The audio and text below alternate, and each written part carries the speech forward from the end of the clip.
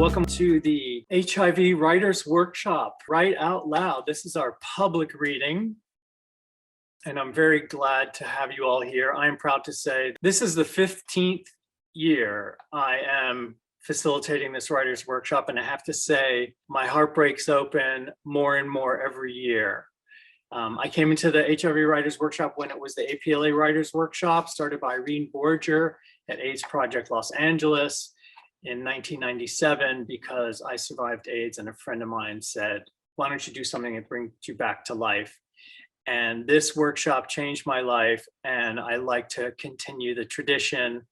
Our facilitator, Andre Burke, died in 2007, and the guys asked me if I was going to continue with the workshop. So I took the helm, and here I sit, and it's really a blessing. And I love to get to share this experience with the people who come and write with us and everyone here watching. Unfortunately, due to COVID, we are doing this virtually. And we're looking forward to the day when we get to meet back together again. I want to start off by saying this used to be the AIDS Writers Workshop. We changed the name to the HIV Writers Workshop. The AIDS epidemic changed, and so has the Writers Workshop.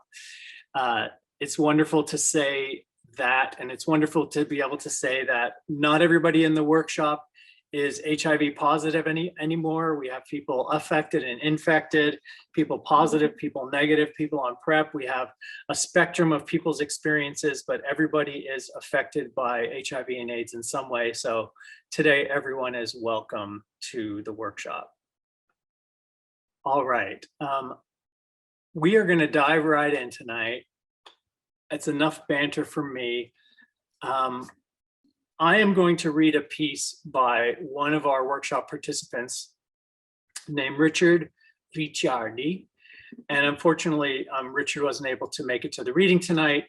And I'm honored that he has asked me to read his piece for him. And this piece is titled, On Any Given Friday. On any given Friday, my mom would pick me up late from Vine Street Elementary School. Then we would go to Shakey's Pizza. Nothing beats the smell of pizza, baking with tomatoes, olives, pepperoni, melting cheese dripping down your chin.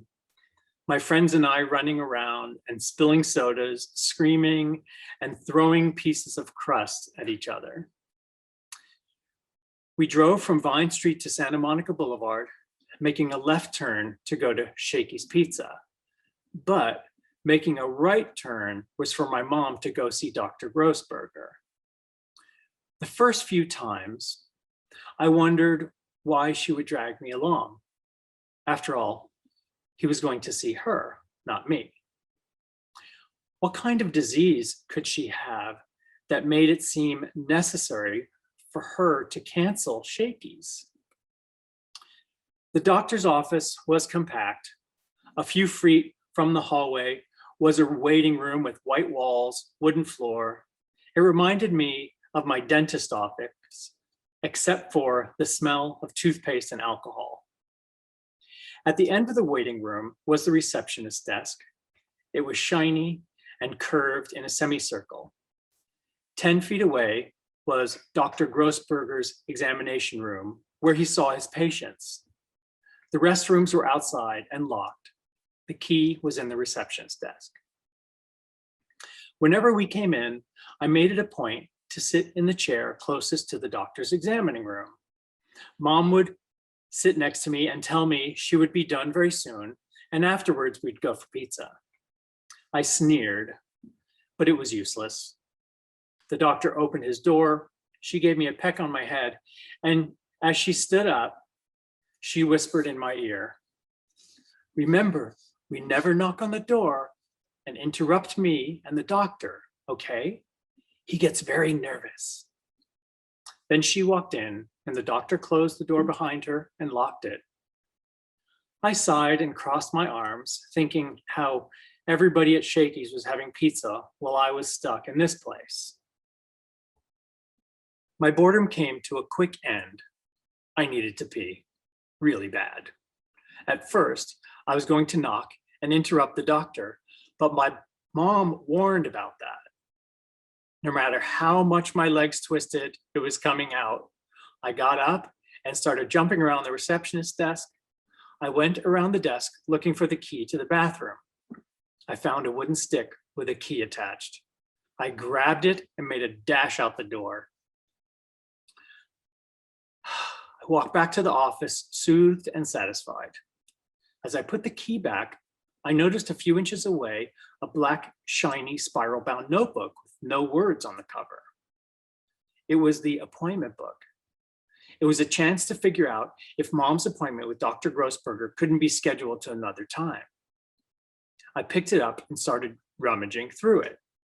Each appointment lasted no more than 45 minutes, and the last appointment was at 4 p.m. My mom's appointments were always at 5 p.m. I closed the notebook and walked to the exam room, looked at the locked door. Doctor's appointment, I thought, and went back to the desk and placed an appointment book at the exact spot where I picked it up. At the edge of the desk was a drawer. I pulled the drawer out and found a mound of ashes hiding in an ashtray. What's with the smoking is bad for you stuff? I was intrigued with its shape, how it looked like a tiny volcano. With my finger, I pressed its crater and brought it close to my face, and ashes flew. Within seconds, my asthma kicked in and I started coughing. Long coughs, followed by smaller ones that sounded like waning chuckles. I felt bubbles under my chest and a high-pitched whistle that faded with each breath. My head started throttling in all directions and my hands clasped my throat. Seconds were passing and I was getting dizzier and weaker. My hands were flailing underneath the desk. I found the wooden stick and threw it at the locked door. My eyes opened slowly.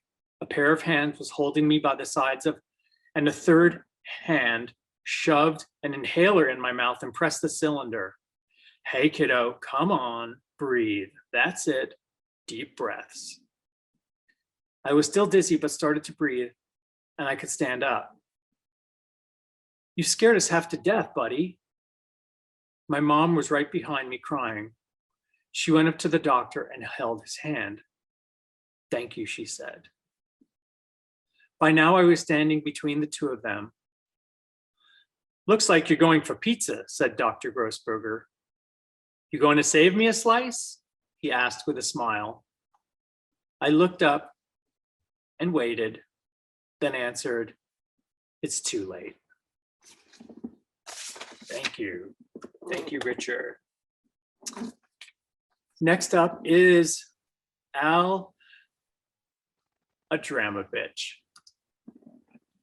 Thank you. Child's Play by Al Adramovich. As rambunctious kids in suburban New Jersey, my cousin Andrew and I enjoyed sleepovers on holiday weekends and during the Summer of Love, 1969. We drove go-karts at Boatcraft while our parents got high at ShopRite. My cousin looked up to me and admired my companionship. Andrew became the younger sibling I never had, and I became the older brother he never had. At age 10, I was important for the first time. We anticipated our time together, regardless of where we were or what we were doing. We had ample opportunities overnight to explore each other in playful and blameless ways. His older sister and I were very close. Andrew kept tabs on us too while we walked, held hands, and sang duets. Nothing abnormal. Instead of hands, Andrew and I held each other's genitalia during sleepovers. He always initiated our experimental encounters, pretending that my erection was a joystick from an arcade race car game.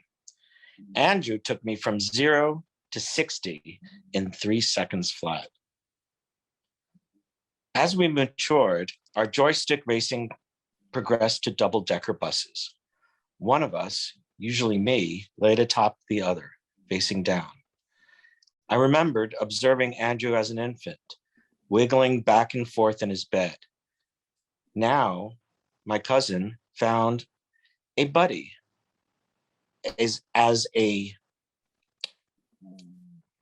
and made hip wiggling a joint activity.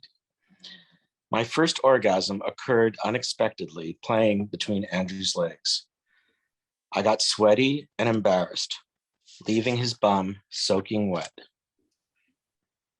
One humid and sticky summer afternoon, after soaking our swimsuits with a garden hose, Granny caught us drying off and wrestling naked in her sunroom.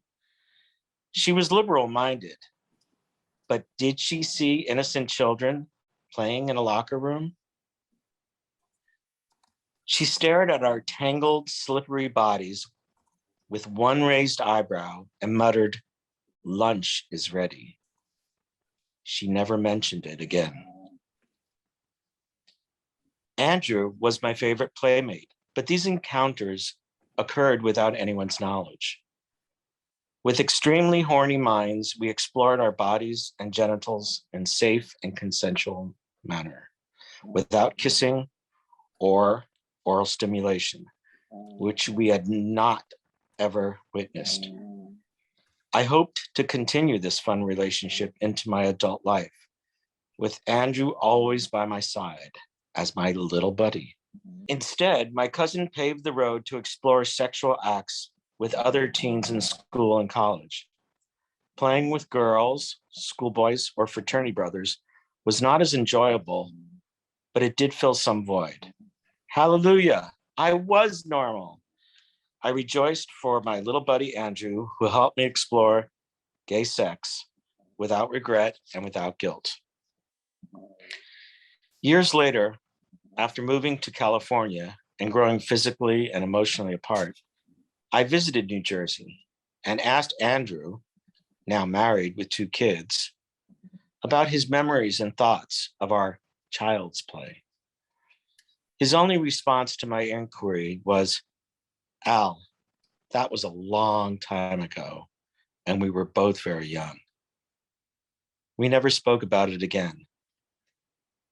I originally hoped Andrew and I would grow old together as kissing cousins, or at minimum, best mates. Neither came to fruition, but there will always be a special place in my heart and mind reserved for Andrew. Thank you, Al. And let's hear from Kirk Wilson. My name is Kirk Wilson, and the title of my piece is entitled 1999 to 2021. Our legs intertwined beneath the table. Days later, a knock. You appear. Aviator sunglasses, Air Force jumpsuit. Soon, naked, fucking, vacant, spent. Together we join paths out of broken illusions handed down from former lovers, never pondering the possibility of similar results. Soon came the years when I talked over you, under you, around you, never letting you finish a sentence. I was right, always right, never wrong, not realizing each one of my battles pushed you that much farther away, out of reach, to the point of stillness.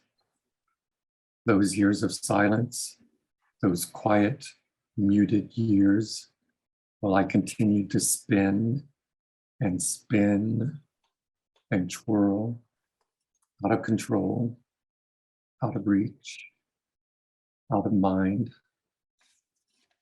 Even so, it didn't end.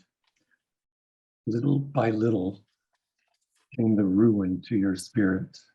You broke. I broke you. Then terror. gaslighting, blackouts, assaults, sexual, physical, emotional, first one, then another, followed by even more. Finally, one more when I say, I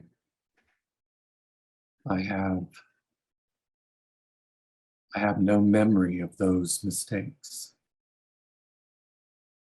Broken and ashamed, with nowhere to go, you sank.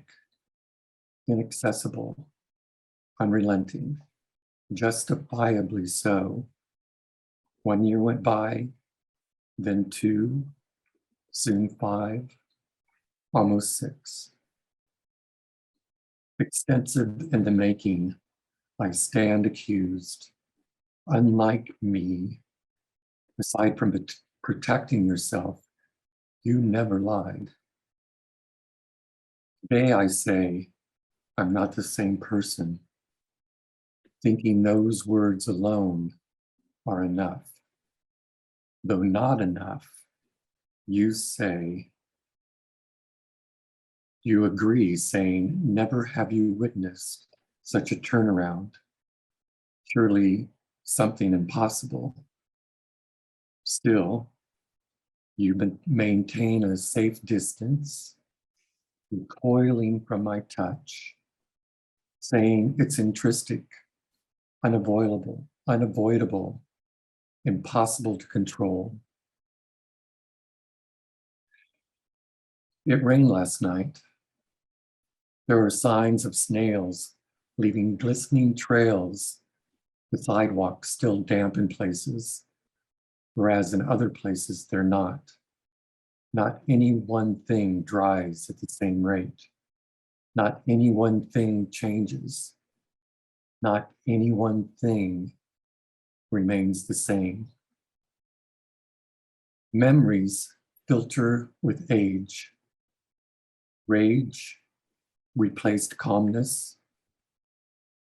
Rage replaced with calmness, mindful of each other, respected, protected, perhaps even well-being.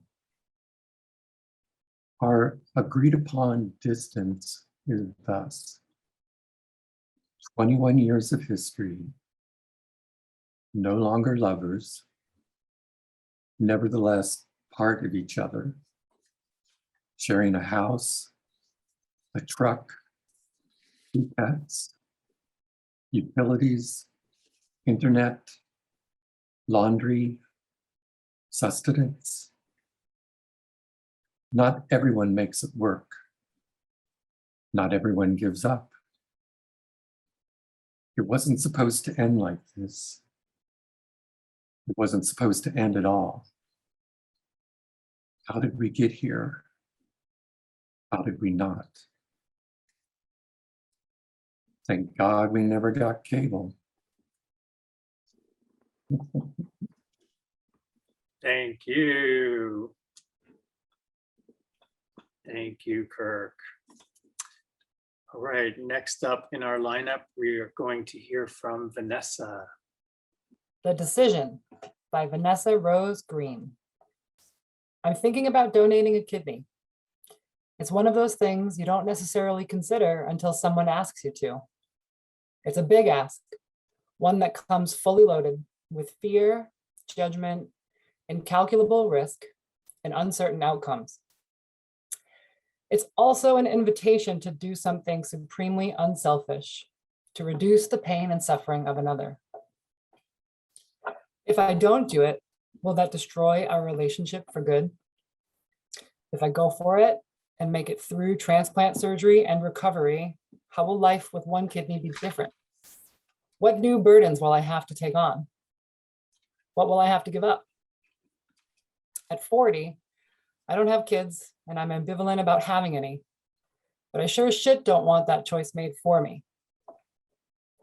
If they make it safely through surgery, will they commit to a healthy lifestyle? Will they make the most of a second chance? Is my kidney their last hope? I have so many questions, and I want answers, not from them, but from unbiased sources. so that I can overanalyze all of it and create that sweet illusion of control.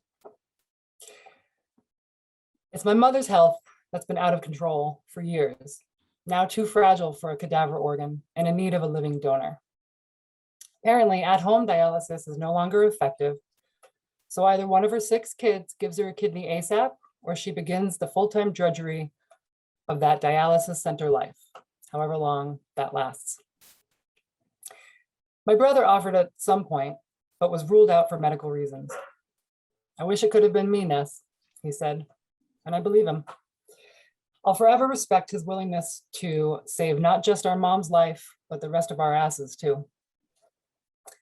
My 3 older sisters pardoned themselves by pointing to their own kids. What if one day my child needs a kidney? They've repeated, displacing the current need with a hypothetical one. I empathize with their sidestepping, but mostly I'm enraged at their evasion of duty.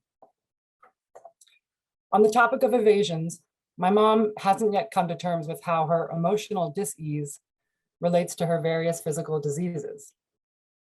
You can't tell me that decades of disordered eating and drinking bottles of wine nightly have nothing to do with her kidneys failing, or that I can count on those habits being dramatically altered once she's got one of mine.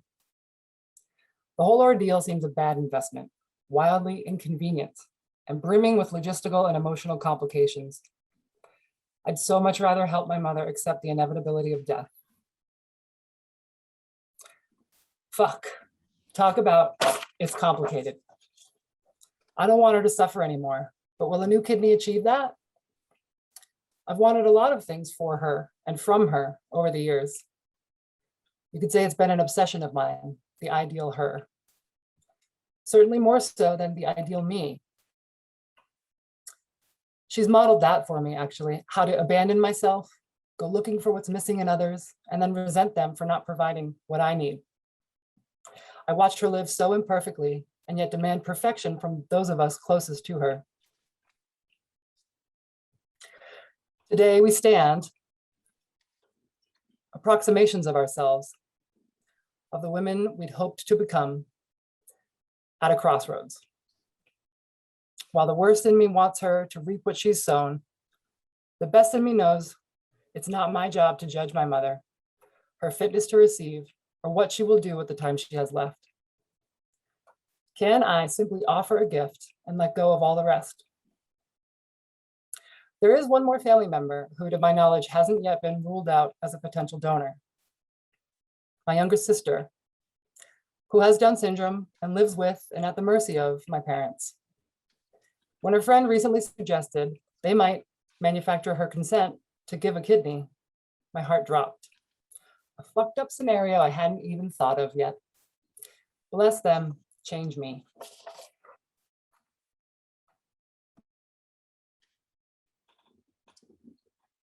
Thank you, Vanessa. Now let's hear from Ileana. Oh, hi. I'm reading a piece titled Counterclockwise by Ileana. I cannot live without this experience. I cannot live. I will live with the smell of repeated sunsets out of the magic hour. I see different shades of oranges and blues around. I run on circles, counterclockwise, not towards the past, to live the passing hours, to live the silence and solitude. I run with my shadow out of the image of my body. The moments of smelling leaves and dirt, throughout the sweat dripping down the skin, the breathing sound pouncing the heart. I'm here with my shadow, running against time and not thinking about anything else besides counting laps. 1, 2, creating repetition. 3, 4. Come on, you can do it. Feel amazing about the energy of keep going, moving away, let it go. I can leave you behind. I'm running away from the past, counterclockwise, around mental images that suffocates me. 5, 6. I woke up with my pussy tingling, and voila, you were there, inside of me, breathing, on top of my face, with your hair covering me like a blanket. Your smell penetrates my skin.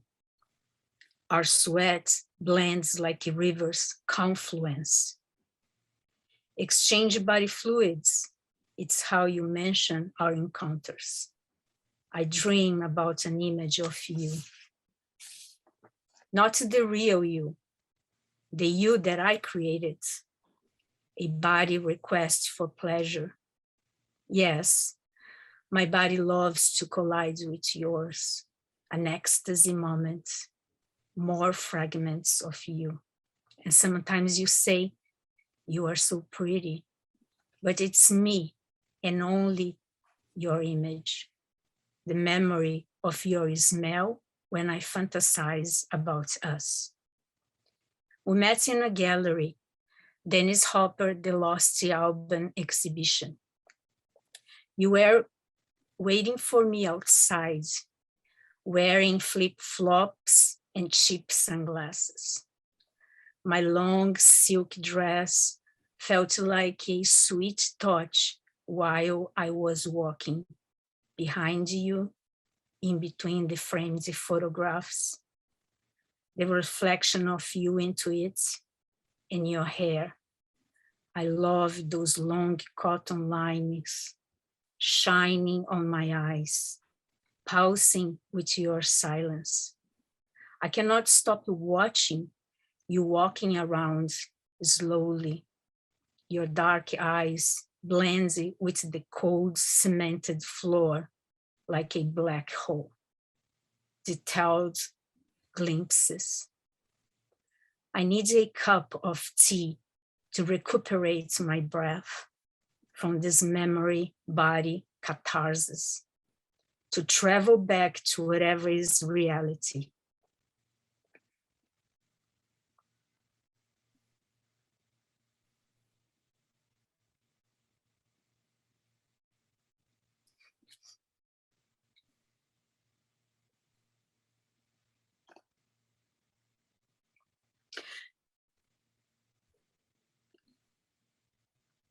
Your absence made me realize that the image of you is more exciting.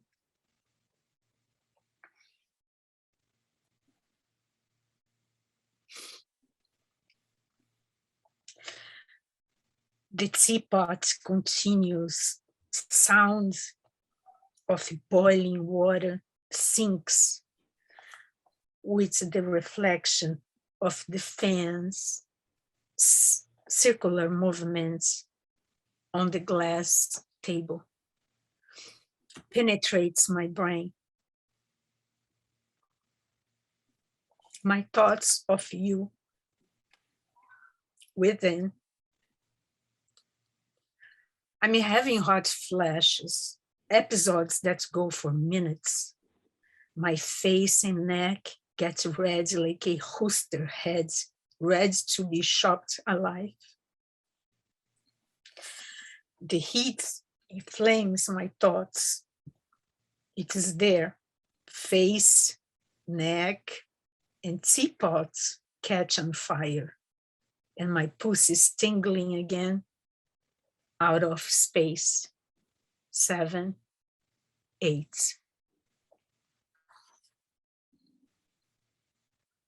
Sorry.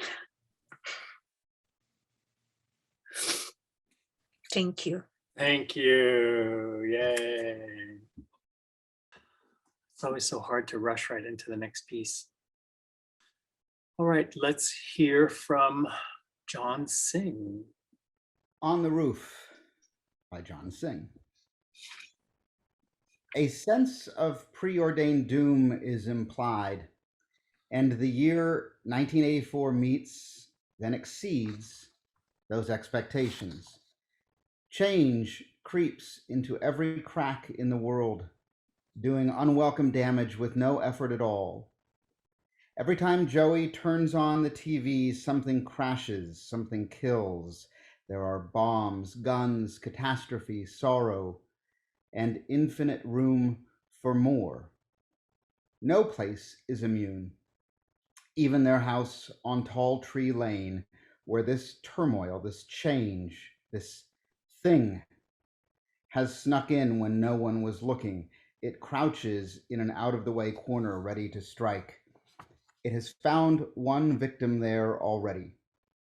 Joey's mother was doing no more than running a long-delayed errand when it followed her out of the house, watch her stepped off the curb outside the post office, and saw her realize, too late, that she had looked only the one way instead of both.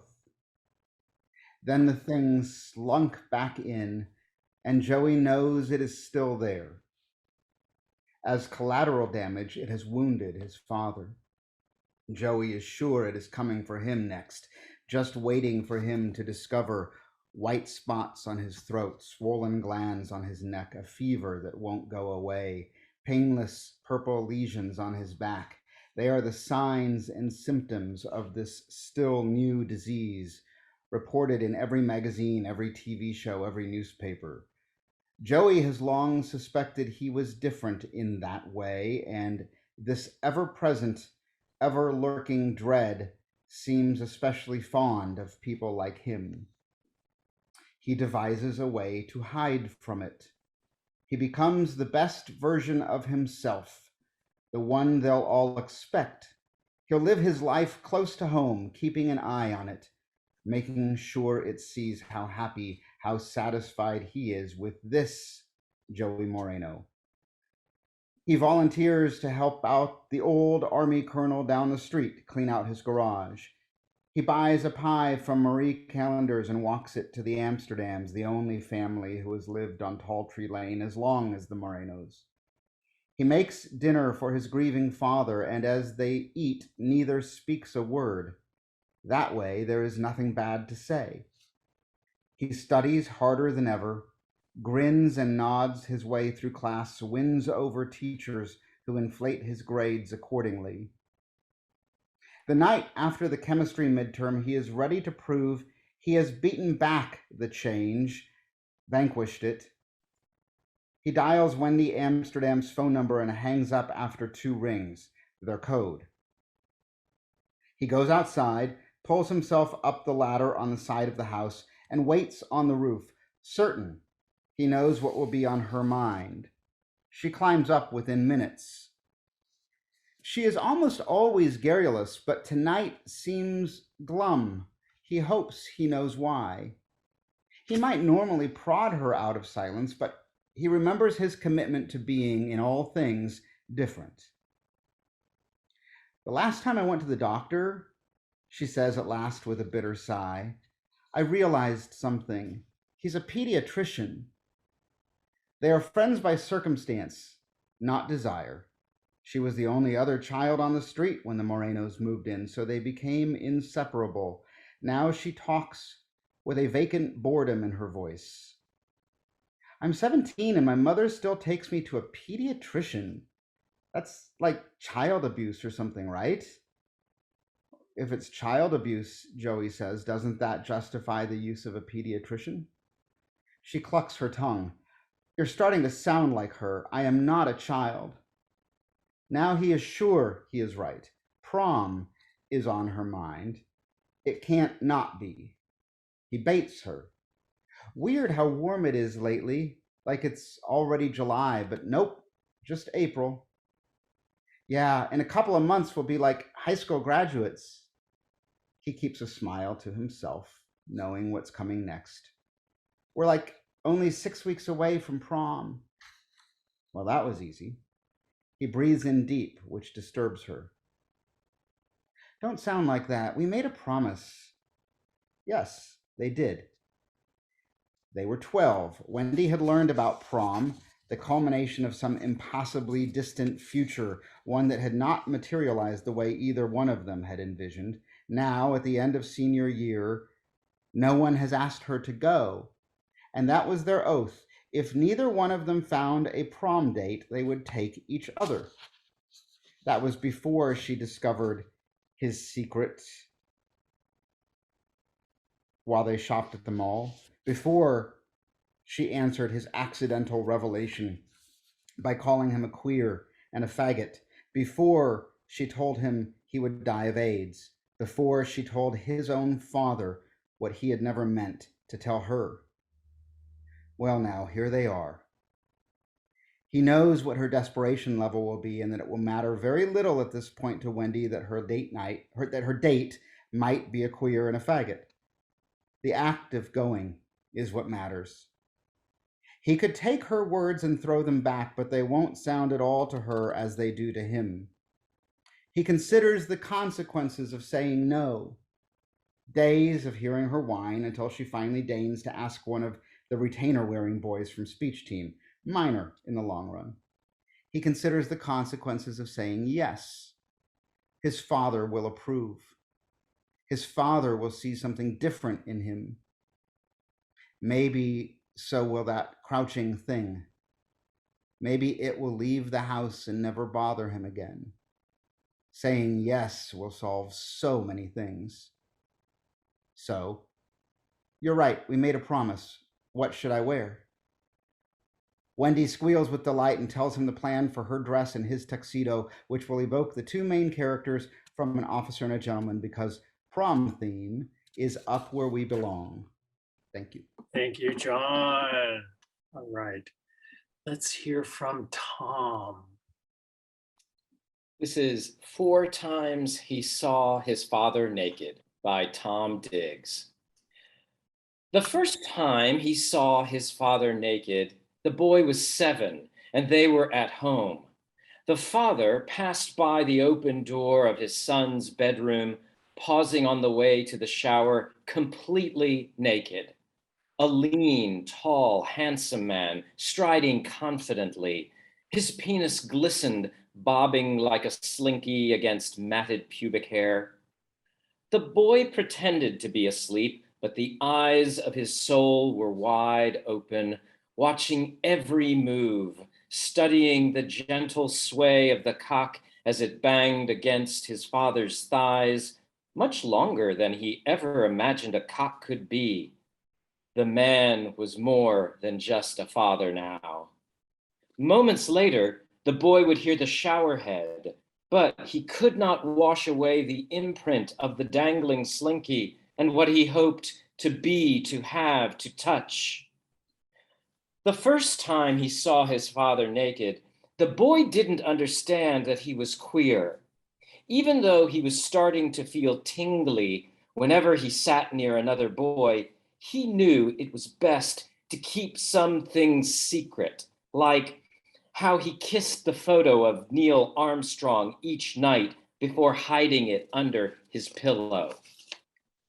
Decades later, the son would understand that the first time he saw his father naked, the father had just fucked his mother.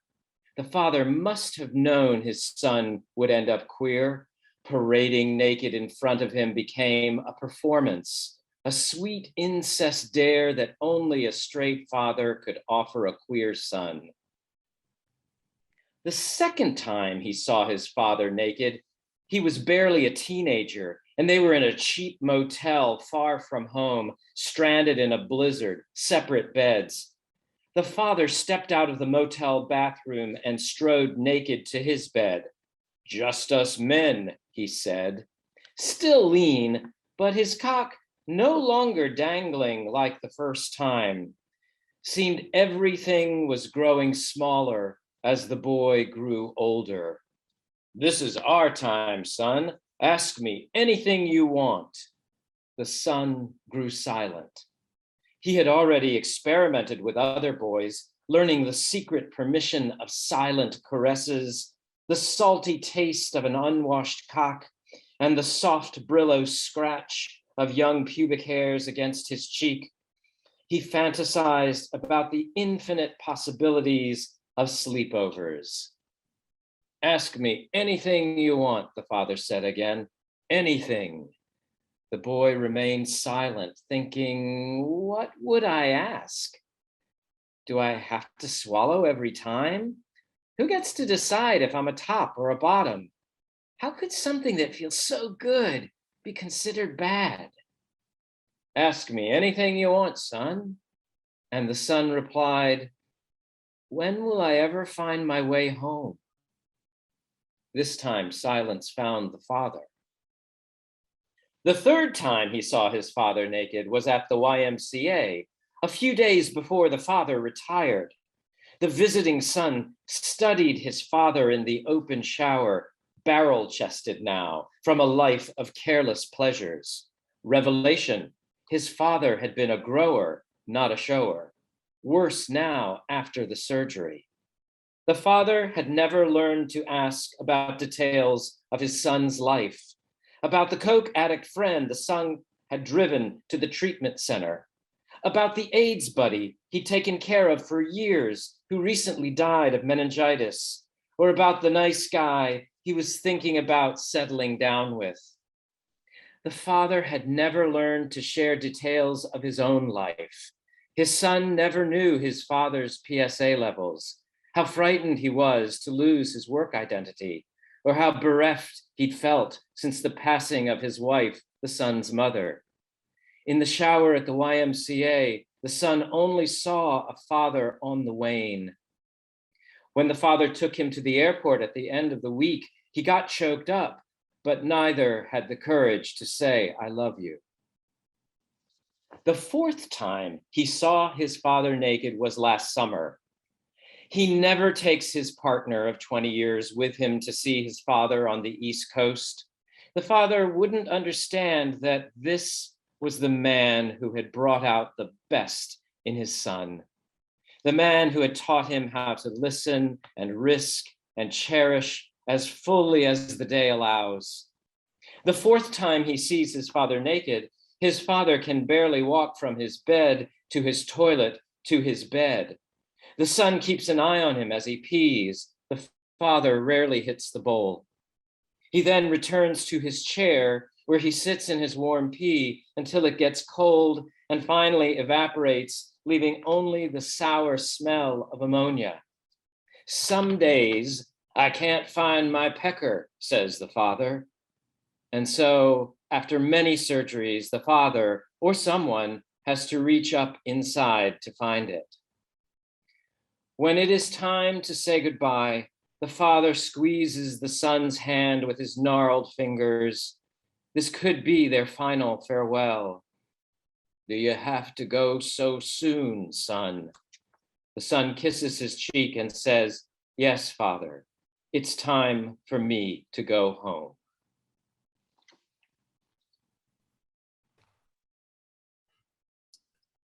Thank you, Tom. Okay, and let's now hear from Nick. Hi there. This is After Party, Washington, D.C., 1972 by Nick DiMartino. Normally, we showed porno films at the Janus theaters, gay on one screen, straight on the other. But tonight, it was special. Pink Flamingos was getting its local premiere, complete with an after party. Our closety boss, Martin, told us to dress in costume. At least that's what my coworker David told me. I was waiting for him and my boyfriend Joey on a lumpy red carpet in front of the theater, looking silly in a grass skirt, puka shell choker, and an old Aloha shirt. A pair of magenta panties peeked through the straw as I swayed.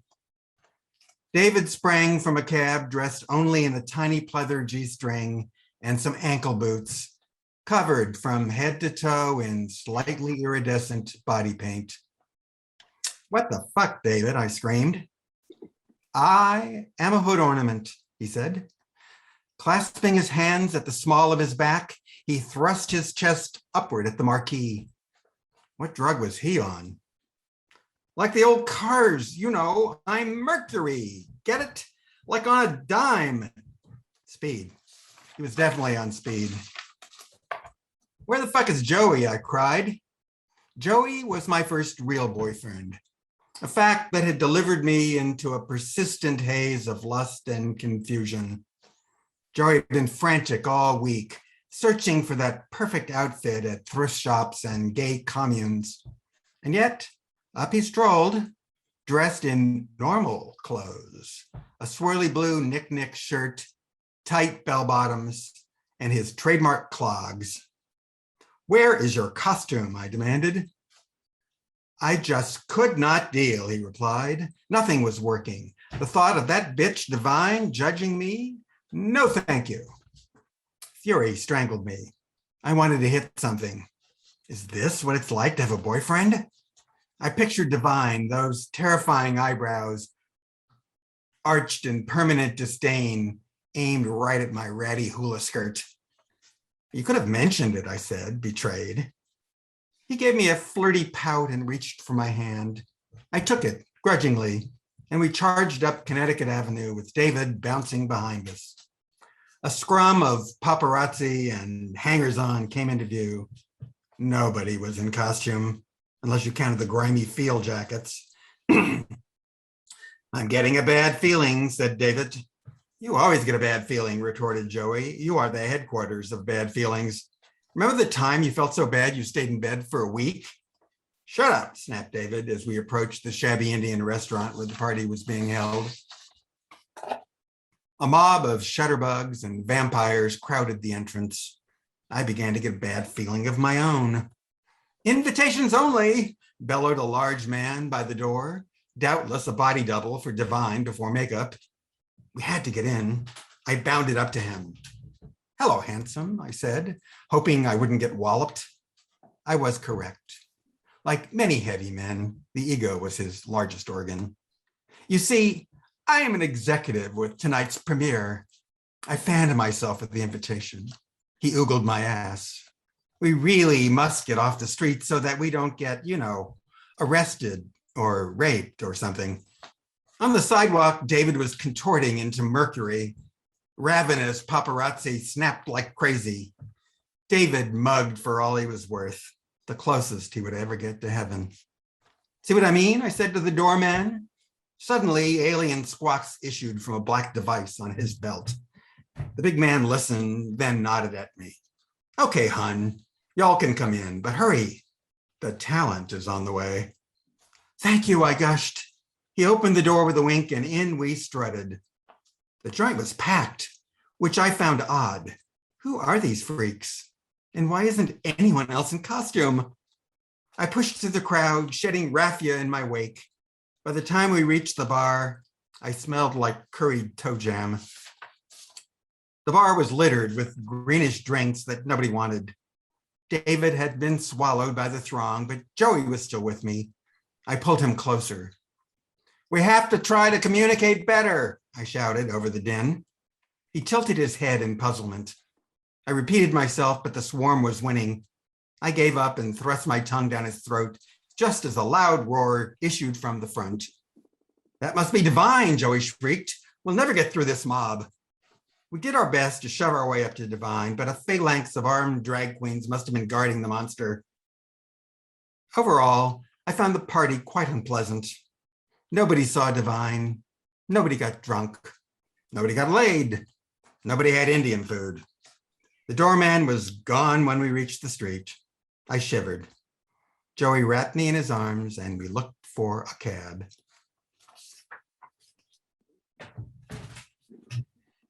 Thank you. I've got to say, there's one thing that strikes me most about my experiences with the Writers' Workshop is the fearless honesty with which the writers bring to the room. We don't know each other when we start writing in the room together. And I want to thank everybody for really digging into your deepest selves and revealing these stories that I think are very moving to anyone and everyone who ever encounters them. We heard a story tonight about a son coming to term with his mother's sexuality, a boy discovering his gay sexuality and how he has to deal with stigma and shame all the way with that into adulthood. We heard a story about a lifelong love and how love changes over the years and what that does to our hearts. We heard a woman's journey with a lover yearning to teach herself how to live, and without that, we heard a yet another heart-wrenching story of a woman learning how to face the idea of the possibility of sacrificing her own life to save the life of another that she loves. We heard the story of a young man determined to live the best life in the face of a world that dealt him a hand of homophobia with a shadow of AIDS hanging over him, and the promises of an impossible heterosexual love. We heard the story of a man's recollection of a journey through discovering his own masculinity through watching his own father lose his own as he ages. And an incredible historical memoir of gay history where humanity is revealed to us through our own failed expectations. And, you know, that just encapsulates this incredible body of work that you all put together here. And I'm just so moved kind of recapping those tales. So I would thank you all from the bottom of my heart. And I'm so glad that these stories got to be heard and recorded, because otherwise they never would have. So kudos to you all for your bravery and coming out here. Thank you so much to all 8 readers tonight. You know, the workshop starts out with 15 at the beginning, and we get down to a brave 12, and you know, 11 stick it through. And when 8 people get to come to the reading and share their stories, I have to say you guys have risen to the top, and I really love that about all of you. So thank you so much. Thank you for carrying on this tradition. I want to thank all of the members of the HIV Writers Workshop who have come before you over years and years and decades since it began at AIDS Project Los Angeles. The spirits of all of the writers, of the people who have died of AIDS, who have come before you, are shining down on us tonight, and we're very grateful for that. When we meet in person, we do this reading in person, the Sisters of Perpetual Indulgence come and they read the names of all who have passed, and I look forward to holding that tradition in person again sometime. I'm really grateful to everybody who supports this workshop, the Department of Cultural Affairs for your everlasting support, for Cedars-Sinai who supports us and gives us space when we meet in person. I want to thank all of the organizations who have reached out to help support and spread the word about this workshop, everybody from the West Hollywood Arts Organizations to Being Alive, to the California Men's Gathering, Vienna Star, Black AIDS Coalition. Many organizations have put the word out about this workshop over the years, and we're very grateful to that. And I'm grateful to all of the members of the workshop who spread the word about this, and have your friends come and join us. And if anybody has been moved by the writing tonight, I want to let you know that you are all invited to participate in the workshop. The workshop is always offered free of charge. Love is free. We open our hearts and we give it out. And how our hearts are filled by the work that we hear tonight is really astounding. I've said my thank yous. I'm really grateful to everyone. I don't know where else to leave this, but tell you that on Saturday at 1 o'clock, our second group of writers, we have 2 groups of writers, a Wednesday group and a Saturday group. That way we can keep the group small and more intimate. Our Saturday group of writers is going to read at 1 o'clock here on the HIV Writers Workshop page on Facebook.